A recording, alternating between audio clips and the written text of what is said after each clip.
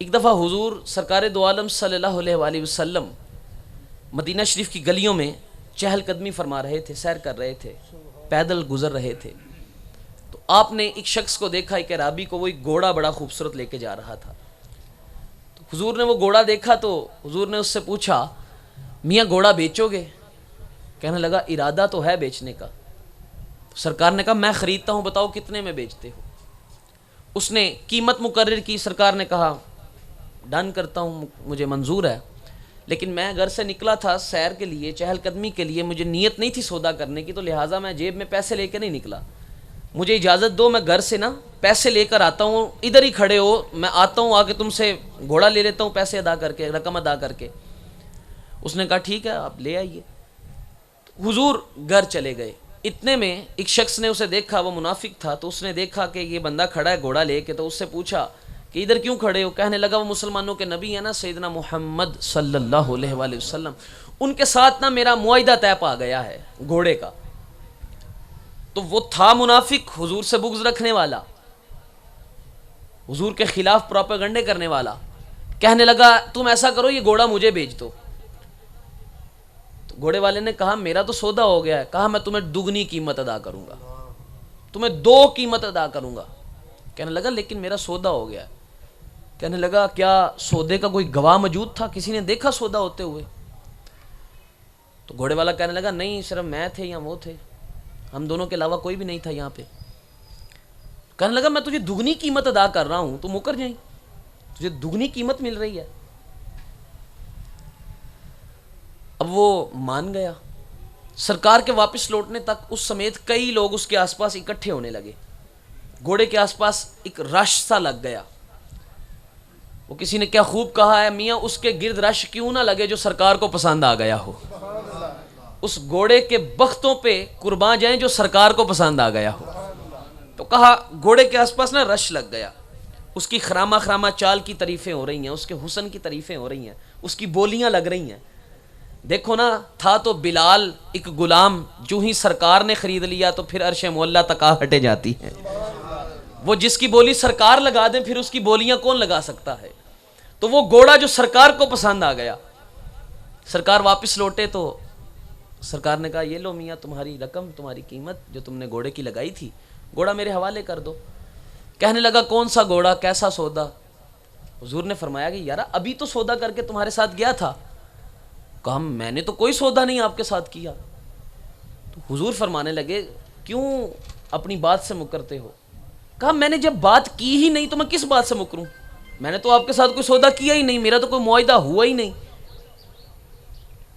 وہ سارا رش لگا ہوا ہے، اتنی بات ہو رہی ہے، تو اس بندے کے ذہن میں کیا چل رہا ہے، یارا اگر بات لوگوں تک چلی گئی تو صادق تو یہ ہیں، امین تو یہ ہیں، لوگ سچا تو انہیں مانتے ہیں، لوگ سچا تو انہیں کہیں گے، میں تو جھوٹا پڑ جاؤں گا۔ اب اس نے راست بازی سے کام لیا۔ وہ کیا کہنے لگا، آپ مجھے بتائیے کہ آپ کی شریعت کیا کہتی ہے، جب کوئی بندہ نہ مان رہا ہو تو پھر کیا کیا جائے؟ تو حضور نے فرمایا کہ دعویٰ کرنے والا جو مدعی ہے وہ اپنا گواہ لے کر آئے۔ تو کہنے لگا لائیے اگر کوئی گواہ ہے تو۔ حضور سے کہا لائیے کوئی گواہ ہے، تو گواہ تو کوئی تھا نہیں، ادھر کوئی موجود ہی نہیں تھا۔ یہ بات تو وہ پہلے پری پلانڈ تھی، وہ پہلے پلان کر چکے تھے، ارادہ کر چکے تھے کہ سرکار کو یہ کہیں گے کوئی گواہ پیش کریں، اور گواہ تو موجود نہیں ہے۔ ابھی اتنی بات کی، قبل اس کے کہ حضور کوئی جواب ارشاد فرماتے، مجمع میں سے سیدنا خزیمہ آگے تشریف لے آئے، آ کے کہنے لگے تو سرکار سے گواہ مانگتا ہے؟ کہا ہاں میں تو گواہ مانگتا ہوں۔ کہا سن، میں خزیمہ گواہی دیتا ہوں سرکار نے تیرے ساتھ سودا کیا تھا، اور جتنے میں کہہ رہے ہیں اتنے میں ہی سودا کیا تھا۔ اب وہ بڑا پھیکا سا نہ پڑ گیا، خاموش ہو گیا۔ اب ذہن میں یہ بھی ہو سکتا ہے شاید اس نے پیچھے سے کہیں سے دیکھا ہو، اسے معلوم ہو، اس نے سن لیا ہو۔ اب اس نے کہا ٹھیک ہے مجھے قیمت مجھے ادا کر دیں، گھوڑا آپ لے جائیں۔ قیمت دی، گھوڑا لے گئے۔ سرکار نے گھوڑا پکڑا، اصحاب ادھر سے سارا وہ مجمع نکلنے لگا، تو حضور نے سیدنا خزیمہ کو آواز دی، خزیمہ سنو نا ذرا۔ تو خزیمہ حضور کے پاس آئے تو حضور نے نا، روایت میں ملتا ہے آپ کے کندھے پہ یوں ہاتھ ڈال دیا اور یوں ایک سائڈ پر کر کے نا حضور پوچھنے لگے خزیمہ کیا تو موجود تھا وہاں پر جب معاہدہ ہوا، کیا تو موجود تھا وہاں پر؟ کہا حضور موجود ہونے کی کیا ضرورت تھی، آپ کے کہنے پر تو بن دیکھے رب کو بھی مان لیا تھا۔ کس نے دیکھا ہے رب کو؟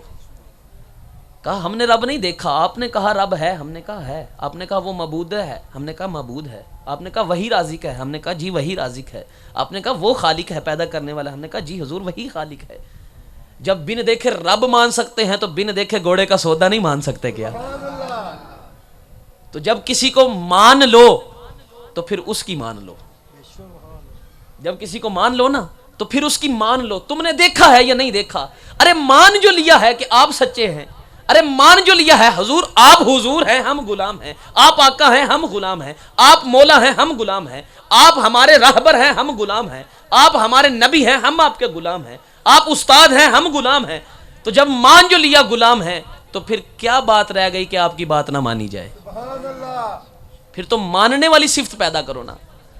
جب کسی کو استاد راہبر پیر مرشد مان لیا تو پھر کوئی بات نہیں رہ گئی کہ اس کی بات کا انکار کیا جائے. تو اپنے اندر یہ عادت پیدا کرو. ہم چورا شریف موجود تھے تو قبلہ پیر صاحب نے ایک بات سنائی تھی, ایک وہ بھی ساتھ میں ایڈ کر لوں, وہ تب کی بڑی خوبصورت مجھے یاد تھی. چورا شریف کے عرس کے موقع پر فرمانے لگے کہ بڑے سارے بندے ہوتے ہیں, وہ کئی کئی سال اپنے بزرگوں کی خدمت میں رہتے ہیں, پیر و مرشد کی خدمت میں رہتے ہیں, اساتذہ کی خدمت میں رہتے ہیں. ہم نے پڑھا مولانا روم رحمۃ اللہ تعالی علیہ فرماتے ہیں 20 سال استاد کی خدمت میں رہا ہوں. آپ امام غزالی کو دیکھیے, آپ نے فرمایا 18 سال استاد کی خدمت کی ہے. امام ابو یوسف امام محمد دیکھیے ساری عمر حضرت سیدنا امام اعظم امام ابو حنیفہ کی خدمت میں رہے ہیں. مالک نے بڑے بڑے نام عطا فرمائے ہیں. تو آپ فرمانے لگے بڑے لوگ ہوتے ہیں بڑی بڑی دیر تک اپنے مرشد کی, اپنے پیر کی, اپنے استاد کی بارگاہ میں رہتے ہیں, لیکن پھر بھی کچھ مل نہیں پاتا, کچھ حاصل نہیں ہوتا. بعد میں پھر وہ خالی کے خالی ہوتے ہیں, جیسے آئے تھے ویسے گئے تھے. وہ خالی کٹورا لے کر آتے ہیں اور خالی کے خالی واپس چلے جاتے ہیں, اس میں کچھ بھر کے نہیں لے کے جاتے, کوئی جام کوئی شیرینی اس میں انہیں ملتی نہیں ہے. اس کی وجہ کیا ہوتی ہے؟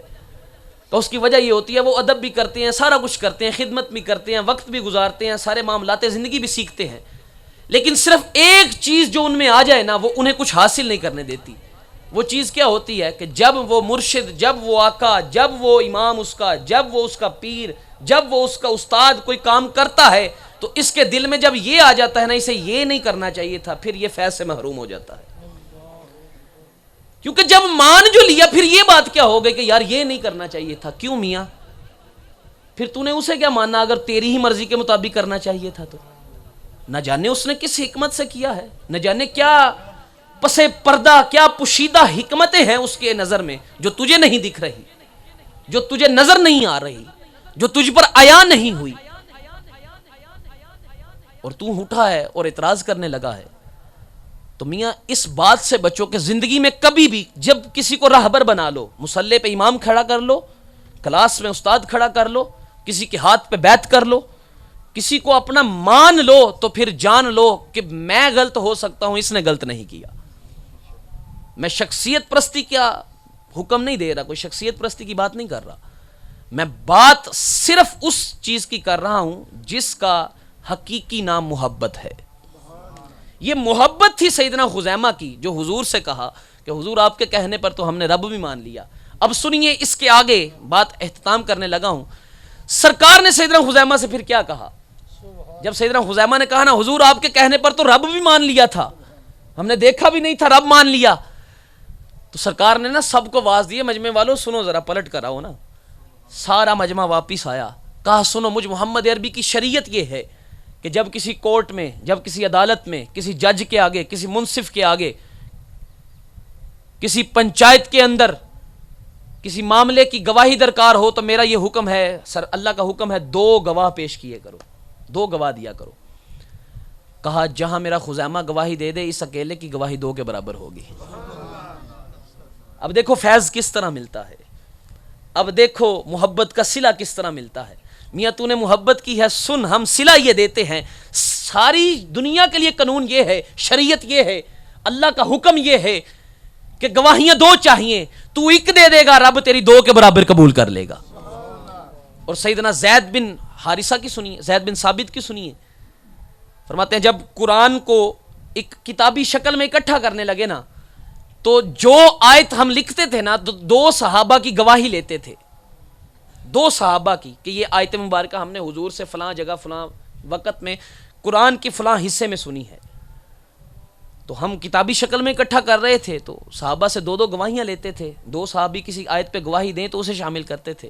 سورۃ الاحزاب کی آیت ایسی ملی کہ اس کی کوئی دو گواہیاں نہیں مل رہی تھی، صرف خزیمہ کی گواہی پر ہم نے قبول کر لی، کیونکہ ہمیں پتا تھا ہمارے مرشد نے یہ کہا ہے، ہمارے آقا نے یہ کہا ہے، ہمارے لجپال کریم نے یہ کہا ہے کہ سنو سب کی دو دو ہی لینا، لیکن جہاں خزیمہ دے دے پھر دوسری کی طلب نہ کرنا۔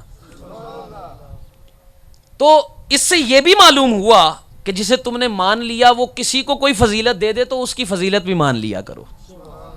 اگر وہ کسی کو کوئی قرب دے دے، کوئی منصب دے دے، کوئی مقام دے دے، کوئی رتبہ دے دے تو پھر اسے بھی تسلیم کیا کرو، وہاں سر نہ اڑا دیا کرو، وہاں زور نہ لگانے لگ جایا کرو، نہیں ارے میاں میں نے آگے کہا وہ نہ جانے کتنی پوشیدہ حکمتیں ہیں کہ اس نے اسے وہ منصب عطا فرمایا۔ تو کوشش کرو کہ اپنے اندر یہ صفات پیدا کرو، خود میں ان خصوصیات کو ڈیولپ کرو۔